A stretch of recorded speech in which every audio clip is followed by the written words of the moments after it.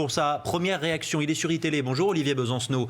Merci d'être avec nous. Est-ce que cette interdiction de manifestation demain, c'est le coup de trop pour vous, de la part du gouvernement ?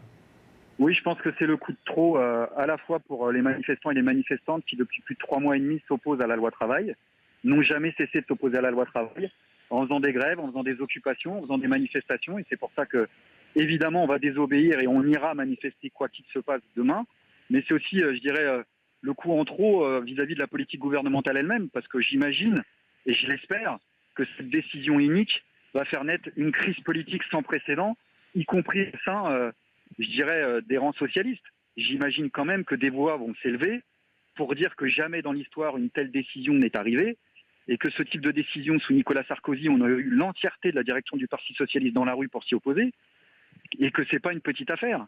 Et que là, je vous dis, en effet, il y a un saut qualitatif inacceptable qui vient d'être franchi et qui fait que dans le cocktail de la révolte, à la question sociale s'ajoute aujourd'hui la question démocratique.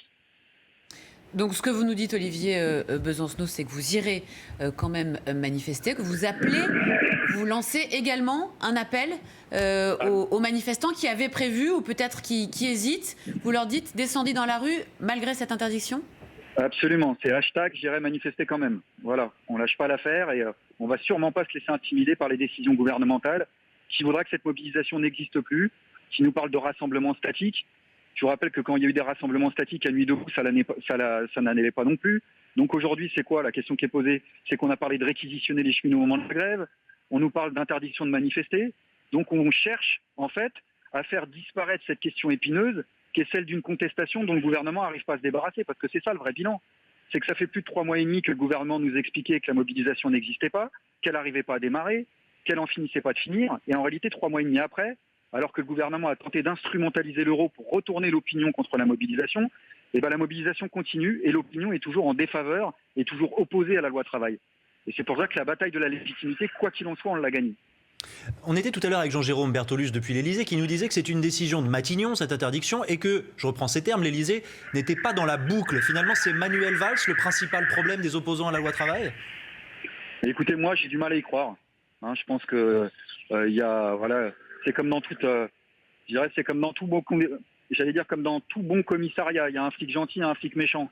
Alors peut-être François Hollande estime être le flic gentil et Manuel Valls se plaît et se complaît à faire le flic méchant, mais en réalité, c'est les mêmes décisions. On ne peut pas imaginer qu'une telle décision soit prise sans l'aval politique du pouvoir au plus haut niveau. Donc c'est une décision éminemment politique, du jamais vu dans l'histoire. Qu'une organisation, des organisations syndicales représentatives ne puissent plus appeler à manifester, c'est une première dans l'histoire. C'est pour ça qu'au-delà même de ce qu'on peut penser les uns les autres de la question de la loi travail, du mouvement tel qu'il a été conduit, maintenant on est tous concernés. Donc je crois qu'il faut appeler évidemment à manifester demain, et il faut que mardi, qui est la prochaine journée de mobilisation, on voit un raz-de-marée humain pour montrer notre détermination et qu'on ne peut pas laisser passer ces choses-là. Il y a des moments dans l'histoire où on ne peut pas rester spectateur.